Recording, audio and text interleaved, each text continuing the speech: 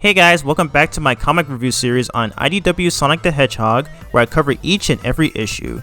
Today I am doing a review of the Sonic the Hedgehog Annual 2019, which takes place after issue 12 and before issue 13, and it is the first annual special in the series. In case some of you aren't aware, annuals for a comic book series are created as extra page specials that consist of various side stories that correspond with the main series, with their page count being either double, triple, or even more so than a typical comic issue.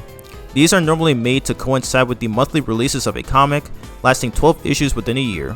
IDW Sonic is no different from any other comic book series, as it also establishes on the trend as well.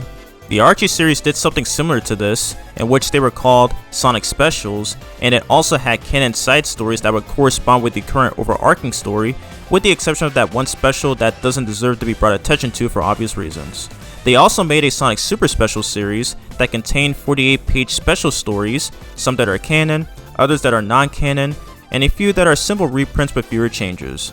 Fun fact, I bought a physical copy of Sonic Super Special Issue 3, which is a re-release of the Sonic First graphic novel when I was 11 years old back in early 2011 when I was in 5th grade, and I still own it to this day. It's also available to read digitally on the Sonic Mega Collection. Anyway, case in point, IDW had released the first 12 issues throughout all of 2018, and it's what led them to create an annual for the year of 2019. All of these stories featured in this annual take place after the Neo Metal Sonic saga and before the Metal Virus saga, which begins with the Infection arc, starting with issue 13, which I am reviewing next. So as usual for these reviews, let's go over the cover. The main cover appears to give off some Sonic Forces vibes, with all the main characters, or mainly Sonic, Tangle, and Whisper, who appear on the front side, while Tails, Amy, and Knuckles are silhouettes in the background side, along with a red silhouette of an ominous Eggman. I also love how Sonic is in a salute pose, as if he approves of Tangle and Whisper's actions in their next adventure, which makes sense since they're all Resistance members. This cover was drawn by the absolute legend, Yuji Yukawa, the man who has created tons of 2D Sonic artwork for the game series since 1998 that I've always admired since I was a small child. It's crazy how I used to believe he made the RI-C cover from issue 1 until I found out it was Kyron Gates, but for this one, they most definitely got Yuji for this cover. What's even more amazing is that we get to see the non-Sonic team characters like Tangle and Whisper for the first time in this style. This is easily one of his best artworks for this franchise. He even mentioned that he's proud of it during an interview, which shows he knows how to please longtime fans. Now with that said, let's get into analyzing the first of the 5 stories in this annual, Bonds of Friendship. The story is already getting me pumped as it starts off with my girl, Tangle the Lemur. Have I not already gushed immensely about how much I love this character? She is shown jumping for joy as she sees her bestie, Whisper the Wolf, who comes to visit her in Spiral High Village. Tangle gives her a hug, while expressing that it's been forever since her last visit, and that it's awesome to have friends like her come over, especially if the town isn't bombarded. Whisper, still being the shy and antisocial person she is, pushes Tangle away with her Wispon, making it obvious that she's not a hugger, and Tangle remembers to respect her personal boundaries. They're literally Wednesday and Enid coded. Howdy, Rumi! Welcome to Ophelia Hall. Not a hugger. Got it. Tangle begins giving Whisper a tour of the village, introducing areas such as a bakery and a saloon, the latter in which she explains that she primarily visits in order to keep their business running and to try to keep her tail neat. Guess that explains how she's able to easily take on Badniks with it. She then brings Whisper to the Mineral Museum, run by a best friend of hers. That best friend is revealed to be none other than Jewel the Beetle, another new character created for this series. Tangle walks in and loudly announces that she has brought in Whisper as a new guest, who politely greets Jewel. Tangle mentions that she and Jewel grew up together, and Jewel reminds her that it only happened because she was looking out for her, because she is the antithesis of look before you leap, as evident by the picture behind them. I love her expression. She's so adorable. Jewel reveals to Whisper that they have amassed an overhaul of objects that they have been collecting over the years, Tangle going out on adventures, which we've seen her do, and Jewel making sure she arrives back safely with said objects, eventually leading to the creation of this museum. At this moment, the sky becomes dark, and Tangle believes the sun is gone and that the rain must have started unexpectedly. However, Whisper notices something fishy is going on as she hears a scream from outside, donning her masked scope, and readies her Wisp-On. The front doors burst open, and the Babylon Rogues from the Sonic Riders games make their arrival, marking their first appearances in the IDW Sonic series. As they barge in the Mineral Museum, Jet the Hawk orders his partners, Wave the Swallow and Storm the Albatross, to take the top floor and Smash and Grab respectively, while he goes for the bottom floor.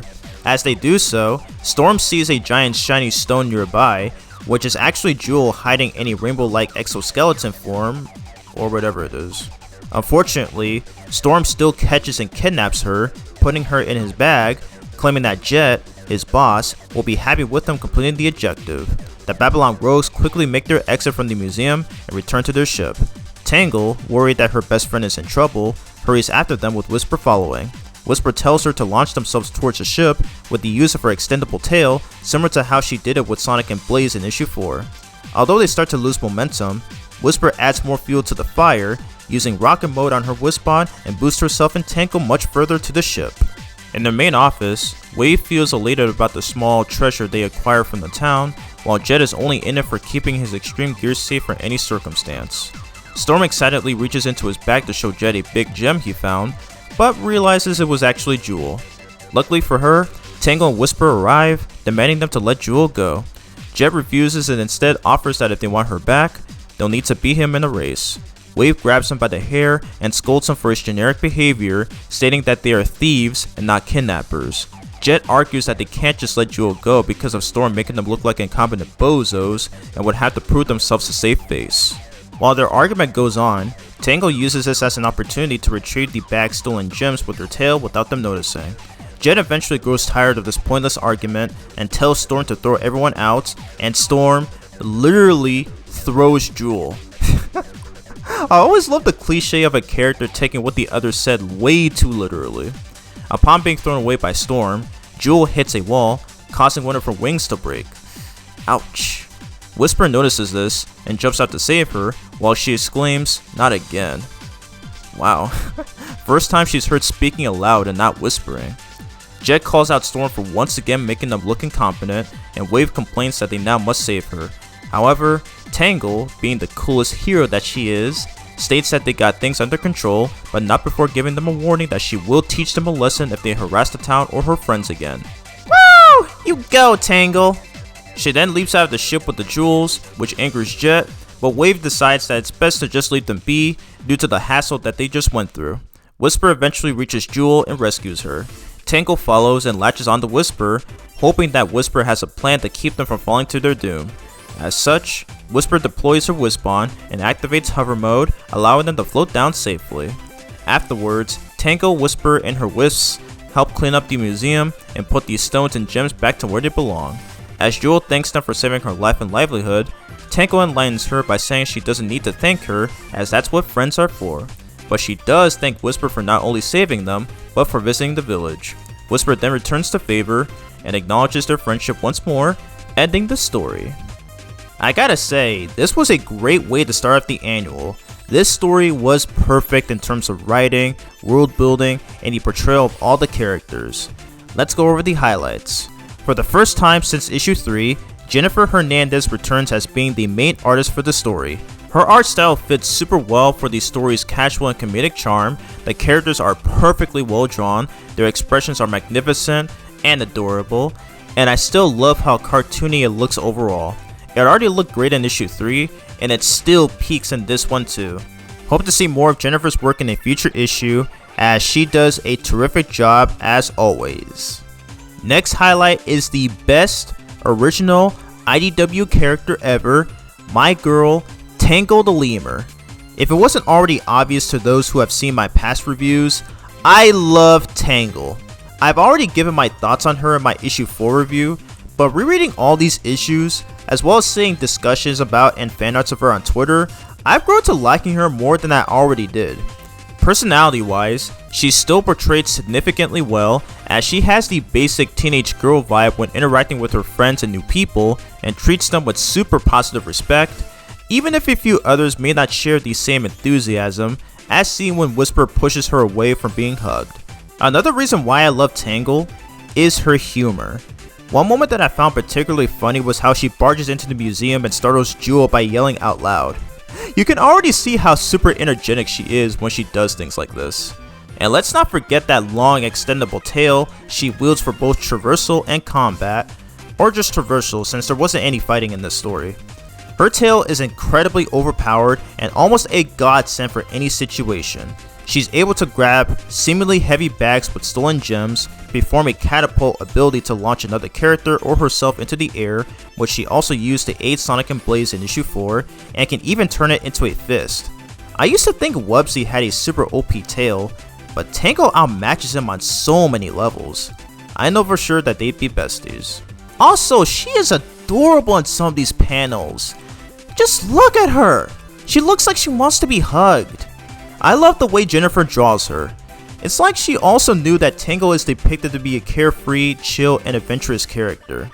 Case in point, Tangle was once again handled perfectly in this story. She's comedic, her design is still great, and she will always bring me joy each time I see her take part in a story, whether she's a main or supporting character. So far, I have not seen any flaws for her personality or any of her roles. She's perfect as is, and I will stand by it. If there's anybody who hates on my girl, know that you have poor taste. Next highlight is Jewel the Beetle, another character created exclusively for the first time in the IDW series. Like Tangle, Whisper, and Dr. Starline, she was conceptualized by Ian Flynn and left Jennifer in charge of creating her final design. Nothing more was elaborated beyond that. This character is a beetle, meaning she is an insect, similar to Charmy. Her design seems like a mix of Amy, Cream, and perhaps even Blaze in a way, where her face looks like it was remodeled after Cream, her pink outfit resembling Amy, and wears heels like Blaze. Also, like Charmy, she is shown using her wings to fly on most occasions, but is seen just standing and walking only a few times. Not much is known about her past besides being Tangle's best friend. According to Tangle, they met after being caught in a dangerous situation, leading to Jewel having to save her when the former would often choose to run headfirst into that or more subsequent ones. You'd think she'd get tired of Tangle's antics by this point, but she doesn't. Instead, when Tangle brought in several objects, or in this case, gems in this story, Jewel would use them to create the Mineral Museum. Her role in this story is alright I guess, but it could have been better. So far my main problem with her betrayal here is how she falls victim to the tired cliche of damsel in distress, seeing as how she was accidentally taken by the Babylon rogues, leading to Tangle and Whisper to save her. Nothing really surprising or new, as it's pretty predictable if you have already seen this trope more than enough times in other fictional media. But as a character, she's decent. Obviously a first time appearance of a new character would not leave a good impression on the reader, but in my case, she has potential in which she has shown to be capable, smart, and responsible despite not being a fighter like Tangle. Also, is she running a business? She was carrying papers before being interrupted. Wonder if that gets revealed later on. It does. Overall, Jewel is a decent character. Hope to see her take on a more prominent role later in the series. Next highlight is the Babylon Rogues. These guys are probably the best part of this whole story, and IDW did an excellent job with them. These characters are well liked within the Sonic community ever since their first appearance in Sonic Riders. In that game, they competed with Sonic, Tails, and Knuckles in several races in a Grand Prix, one of which that resulted in the Babylon Guardian appearing, and they have since become rivals. In the sequel, Zero Gravity, they visit the Gigan Rocks to find a device called the Arc of the Cosmos, which is used to manipulate gravity to not only save themselves, but also gain an advantage in races, which is a mechanic in that game. They once again cross paths with Team Sonic, but before they can settle the score again, the SCR-HD robots arrive and start chasing them. Towards the end of both games, Jet decides to challenge Sonic one last time with another friendly race, establishing his true status as a rival/frenemy of him. For this reason alone, Jet is often considered the most popular of the Babylon Rogues group. Throughout nearly all of his appearances, he claims that he wants to beat Sonic in order to be the fastest thing alive, which shows that he is very competitive. He's one of those characters in any form of fiction that is constantly arrogant, overconfident, acts like they're superior to anyone who encounters them, has a big ego, very conceited, holds high standards, and is extremely prideful, even resorting to insulting those who have perceived terrible abilities and brags about his own, only to be proven wrong and ultimately lose. looking at you, Vegeta. That's my main problem with Jet's character, as it seems as though he only cares about himself, even sometimes ignoring Wave and scolding Storm for failure. Despite this, there are times where he does show respect to them, remembering his responsibilities as the team's leader. All this remains intact with his IDW incarnation. He's still arrogant, still has a massive ego, ignores Wave, treats Storm harshly, the show goes on. One interesting thing about his role in this story is how he wants his team to not look like violent crooks, as he chastises Storm for aggressively throwing Jewel out of the blimp and breaking her way in the process. This shows that they aren't really villains, just thieves and crime. They're basically the Sonic versions of these Sly Cooper characters. As for Wave, she's pretty cool and underrated. She's my favorite of the three rogues for a few reasons. She's smart, a brilliant mechanic, knows her boundaries, and is the most level-headed. She often criticizes Jet for making poor decisions, leading to an argument between the two, and she sometimes gets annoyed by Storm, who she also argues with. Due to these instances, she feels like she's the only sane member of the group, having to take charge in a few situations. However, like Jet, she's also arrogant and overconfident to the point where she looks down on others, especially the Tails in that one cutscene in Sonic Riders. It makes no hesitation to throw insults towards others, even outright denying their impressive skills when she's outmatched. Despite that, she is mostly shown to be the most mature one of the group and tends to make more tactical decisions with her team. This is intact in the story, as she reminds Jet that they are thieves and not kidnappers.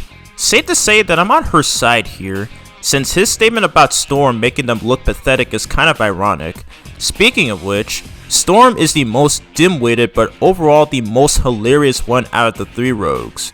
He is very loyal to Jet, viewing him as his boss, and is his right-hand man. This is shown in all of their appearances, including the recently released Sonic Racing Crossworlds. He respects his employer and teammate in every possible way he can, and actively does his best to be appreciated by him, even if there are times where he fails or makes impudent mistakes, such as throwing Jewel out of the blimp, which will lead Jet to harshly criticize or berate him. Storm will realize his faults and deeply apologize to Jet for committing said mistakes. Unlike Wave, Storm has no issues negotiating with Jet and chooses to agree with all of his statements and actions, and will do anything in his power to take orders from him and accept any task he's given. In Sonic Riders Zero Gravity, he temporarily abandons Jet and Wave to chase Amy, who had the Ark of the Cosmos.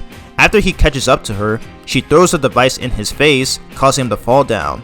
Then she helps him up and demands him to find a way out of this area. I love this interaction because it encapsulates the Babylon Rogues' role of being thieves who steal for glory and are not random street thugs that you would normally see comic book characters physically put in their place. Overall, I like the Babylon Rogues. They are a fantastic group of band thieves, have a compelling backstory, and have great dynamics. I'm also happy to see them return for Sonic Racing Crossworlds as mentioned earlier, and they are just as good there as they were in their debut appearances in 2006. Last but not least, the references and callbacks. First, the title of the story has the exact same name as one of the trophies/achievements from Sonic Forces. Second, the stones that Wave steals, notably the green triangle-shaped stone and the blue tear-shaped stone, are a reference to Peridot and Lapis Lazuli, the characters from the 2013 Cartoon Network series Steven Universe. Goated show, by the way. And third and last, the anthropomorphic poodle seen in page 2 is a reference to Harriet from Animal Crossing. And that's all the references and callbacks. This is a very enjoyable story all the way through, and Ian Flynn cooked once again with his writing, and Jennifer's style fits the story very well in terms of character expressions and scenery. Let's move on to the next story in this annual. This story begins with Sonic and Tails' usual Sky Chase adventure, but the rules have switched this time. Tails is now the one on the wings of the tornado, while Sonic is the one piloting it. Might as well mention it now, but this is a reference to Sonic 2, where if you play as Tails in Sky Chase Zone, Sonic will be the one piloting it. Love that. Anyway, Sonic thanks Tails for allowing him to use the plane, as it has been a long time since he sat in the cockpit. Tails says that they haven't had any peacetime in the skies as of lately, and he wants to prepare himself for new challenges in addition to creating new tech. He had previously installed a jet booster prototype and wanted Sonic to assist him with it for its speed. He further elaborates that while the jet booster is powerful, they need to take it easy with applying the pressure on it and only use it for tests, making sure not to put the tornado under stress. As Sonic promised to take it easy, something flies past them extremely fast, nearly hitting the tornado. It's revealed to be a stealth Valkyrie, which seems to be carrying resistance supplies, meaning it must have raided the nearby storage house for fuel cells, as deduced by Tails. He notes that they might not be able to catch up to it without the jet booster, and Sonic, without letting Tails finish talking first, immediately activates the booster. He goes, "Wahoo!" Good to know his enthusiasm for going through these stages in Sonic Unleashed retains here. As Tails hangs onto the tornado, he reminds Sonic that the booster is designed for straightaways and not dives. He also says that if Sonic makes one wrong maneuver, they could end up crash landing, to which Sonic notes upon seeing a small screw fall off the plane. The stealth Valkyrie tries to lose the duel by moving towards the island canyon. Tails says that they must cut the boost of power if they want to stay in one piece. However, Sonic is unable to do so because he might have smashed the button a little too enthusiastically. Way to prove my point, man. Tails suggests that they'll have to think faster than flying. He points out the volcanic vents on the island, realizing that they could produce wild currents that the bird bot won't be able to avoid. Not only that, they also cause geysers to erupt. With this plan in mind, he tells Sonic to pull up gently until they're in position to get the drop on the Badnik. Once they get closer, they ascend, effectively leading the stealth Valkyrie into the geyser, forcing it to drop the fuel cells. Tails then tells Sonic to disengage the booster. However, the blue blur decides to turn things around. Knowing that he can't let Tails' work go to waste due to overworking the tornado, he simply jumps out of the plane and does a homing attack on the stealth Valkyrie, which explodes on hit. Tails quickly saves him and gets him back on the tornado. When Sonic asks if the booster is still a condition, Tails states that they'll have to keep flying until the booster runs out of fuel, but notes that the test was still successful. He asks if Sonic wants to go back to piloting, but the blue blur passes up on it, stating that it's better if Tails is the one piloting it, and that doing landings are not his thing anyway. He says the final line, "After all, you gotta go slow." Literally the opposite of what the title of the iconic 4-Kid Sonic X opening theme tells you. Great way to end the story. This story is pretty straightforward and nothing really special if you're familiar with this franchise. It's your typical Sonic and Tails story with every familiar characteristic that they have to contribute to their chemistry. Tails views Sonic as his big brother figure, looks up to him often, and always follows his advice and vice versa. This story gives us even more of a reason to view them as one of the best duos in fiction history, and IDW portrays this so much more efficiently as seen back in issue 1. The adventure they go through here is also straightforward and predictable. I don't think I need to explain much of this if you already get the big picture. And once again, it's awesome to see Sonic pilot the tornado this time, and it's a reference to all the games where if you're playing as other characters, he will pilot his plane. And considering it's got his name on it, it's kinda odd how he doesn't use it often. But yeah, this story is overall decent, so nothing really more to add to it. Aside from the story's title being a reference to Jet Set Radio, another Sega franchise, there are no other significant highlights to point out. Big props to Caleb Go Elner for providing us another Sonic and Tails story, and Jack Lawrence for his art style, both of whom that are newcomers to the IDW series. The third story in this annual, titled Victory Garden, features Blaze, who is looking for Silver in an abandoned town after Amy told her where he can be found. She hears Silver's voice along with some loud crashing sounds, and going by his reaction, it sounds like he didn't expect Blaze to arrive sooner. Blaze finds and sees him holding gardening tools with his psychokinesis powers. Upon being caught, Silver says in an embarrassed tone that he's got it all in control, but fails as he gets hit in the head by a hose, causing him and all the tools to fall down. Poor guy. Blaze helps him up and asks if he's trying to plant vegetables, to which Silver confirms as he is a lover of plants, which surprises Blaze. He expresses seeing everything so alive in the present timeline and was excited to make plants after Amy told him to do so. Unfortunately, he was not able to succeed no matter how much he watered these plants to make them grow. While he continues to vent his frustration about his efforts not working, Blaze examines the weeds to figure out an idea. Silver accepts her request to help, and she begins doing her thing. His expression is killing me. Oh, Evan, you'll always be the queen for stuff like this. Blaze creates a ring of fire, making the area warmer. Silver becomes alarmed, thinking she might make it worse, but Blaze avows him that she knows what she's doing and tells him to trust her. The ground is now heated. Blaze gives Silver a shovel, telling him to turn the ashes into soil. According to her, this garden was planted on a battlefield where the chemicals from the bombs made the earth hard and acidic, therefore, plants are incapable of growing in this condition. She also explains that ashes can do various things, such as in this case, where if they are used to fertilize a garden, they will break down any acids and nourish the plants.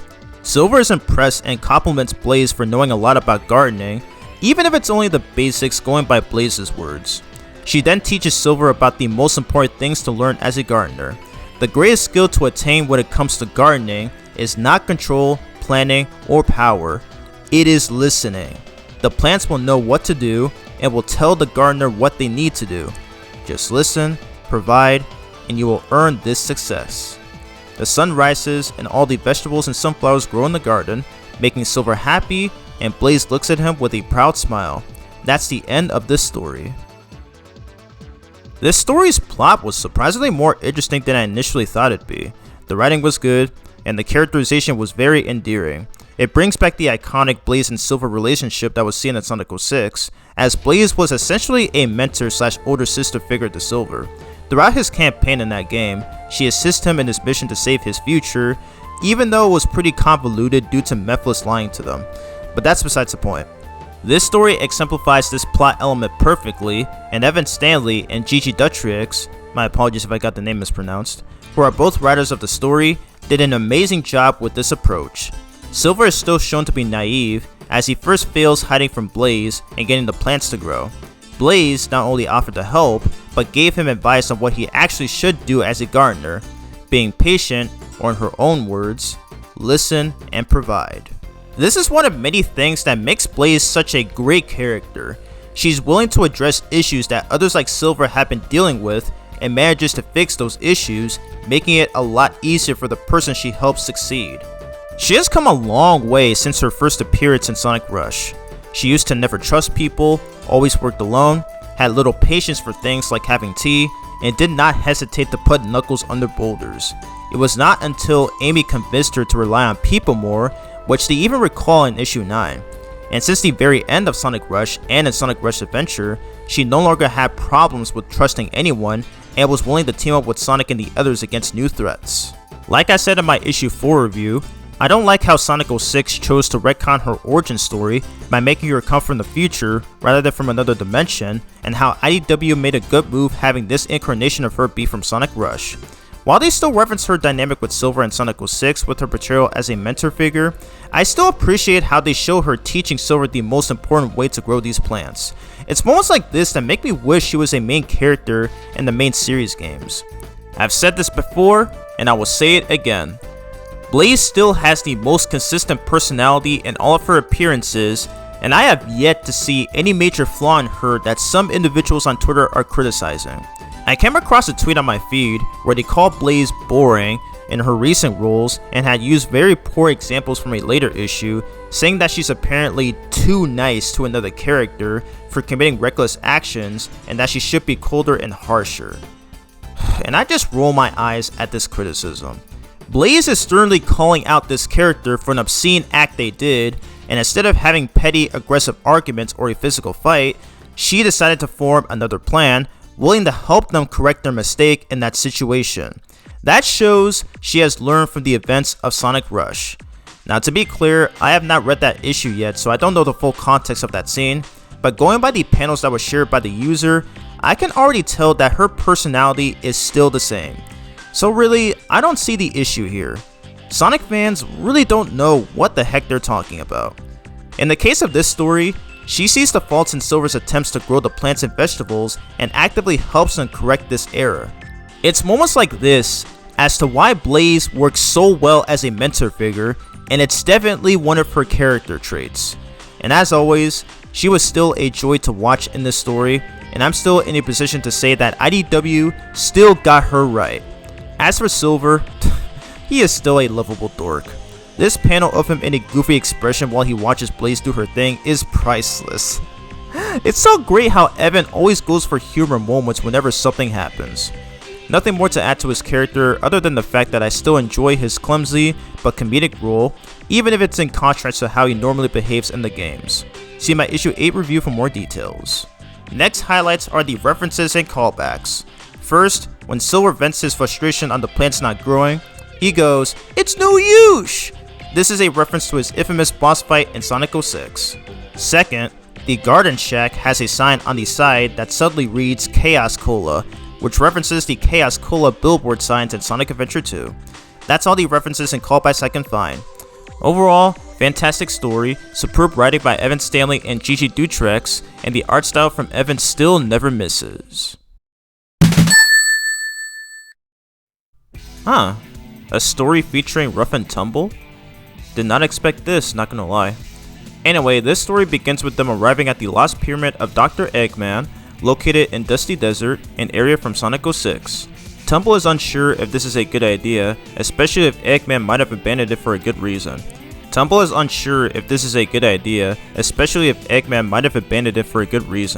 However, Ruff appears to have more confidence as he thinks many of Eggman's past machinery could be theirs. As they walk inside the pyramid, he accidentally steps on a switch and it activates the moving walls with spikes about to crush them. Yet another ongoing cliche in fictional media, temples with Indiana Jones inspired traps. Ruff does a spin roll and carries Tumble with him to escape the walls. As Ruff tears for joy, Tumble becomes more scared due to the legend saying that this pyramid is cursed, and Ruff makes it clear to him that nothing scares them. During this moment, some shadowy figures resembling a bat are watching them. They are revealed to be a single person, and that person is Rouge the Bat. Ruff assumes that Rouge arrived here to stop them, but Rouge is actually here for Eggman's treasure after hearing that this pyramid is packed with, in her own words, shiny stuff. Remember, she is a treasure hunter after all. Ruff and Tumble immediately escape by spraying a stench on her so that they can retrieve Eggman's treasure first. Despite being teary-eyed from the very gross smell, Rouge continues onward and follows them.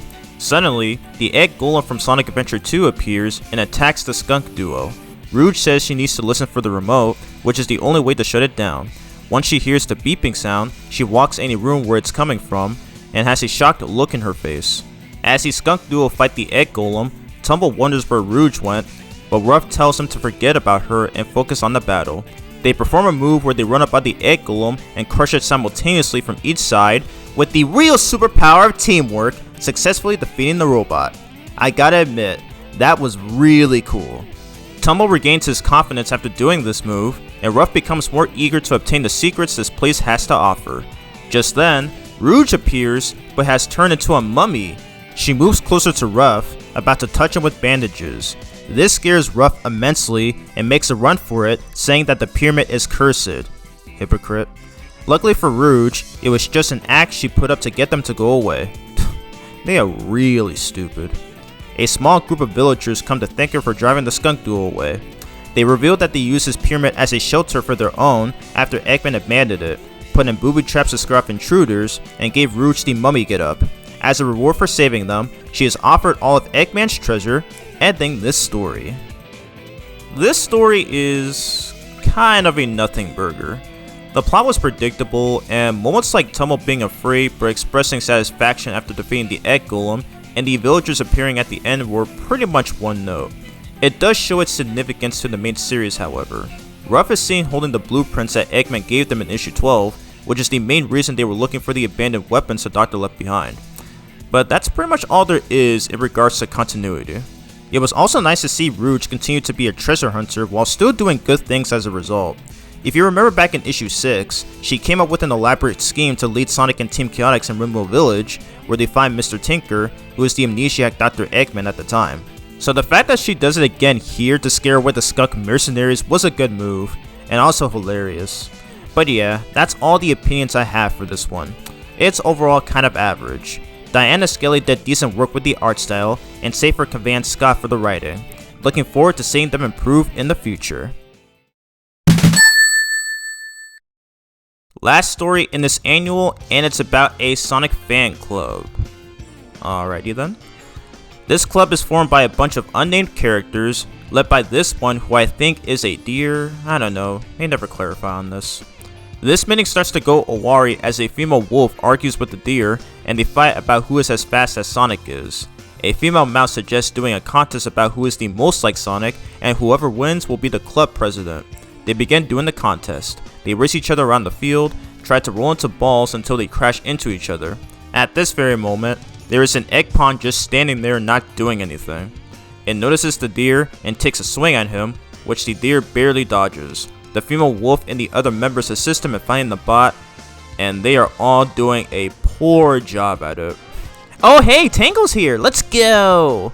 She fights the egg pawn using her extendable tail, but overuses it too much and ends up trapping herself. What? Really, girl? You can do better than this. Turns out Sonic actually stopped by, disposed of the egg pawn, and left, all without being seen on screen. Wow, what a totally great story. Not? Yeah, this story was very boring. It reminded me of the early Archie Sonic issues and spin-off stories that would do these kinds of weird things, but I'd rather read those any day over this. It seems as if this story was a last-minute addition to the annual, considering all of these characters have no names and Tangle's forced appearance. Seriously, why did they do my girl like this? She literally had an epic moment in the first story. Case in point, this story is probably the worst IDW Sonic story I've covered so far, and I do not consider it canon to the main series. No disrespect to the writer James Kochaka, hope I pronounced that right, but I'm not a fan of this whole story, and I often skip it whenever I read this annual. The only interesting thing about it is that Jonathan Gray, who did the covers for issues 1, 2, 6, and 11, took charge of the art for the story. However, I think it looked better on the main characters. Also, this story is the first Sonic comic since issue 194 of the Archie Sonic series, where he does the art, which was released 11 years prior to this annual. That was all the 5 stories analyzed. Now for the variant covers. Like the main series, there are only 2 variant covers, as that has been a recurring theme since issue 5. These exist to give readers an alternative way to purchase and view the series. Let's go over them. First, we have cover B. Like issue 12's cover B cover, they decided to use concept artwork of Jewel as the basis for the cover. Also like issue 12's cover B cover, her pieces for her design were taken from her model sheet to fit the cover size. I'm not sure why they felt the need to do this again. It's literally the exact same as issue 12, with the only difference being Jewel instead of Dr. Starline on the cover. I already critiqued this in my last review, and it still stands here. This was made by Jennifer Hernandez. The RI cover manages to do what cover B failed at. It represents the 3rd story, Victory Garden, where Blaze and Silver are gardening plants and vegetables. This is without a doubt another gorgeous looking cover. The visuals are eye-catching, the contrast has a beautiful charm to it, and the overall environment is perfectly consistent. Nathalie Fordrain has wowed me yet again.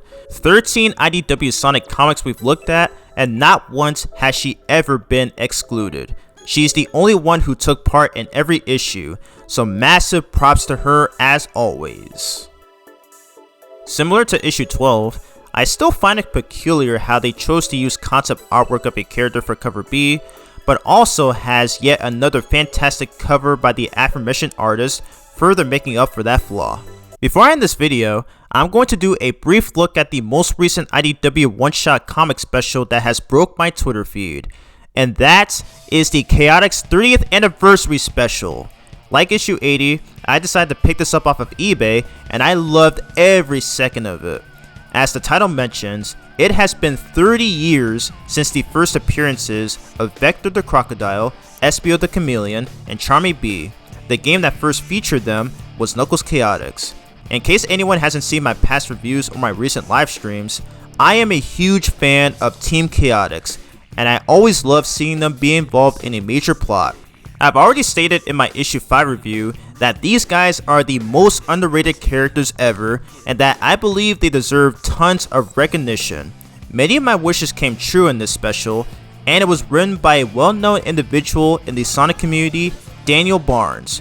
I'll be mostly going over the writing and the art styles, and I will do my best to make it as short as possible.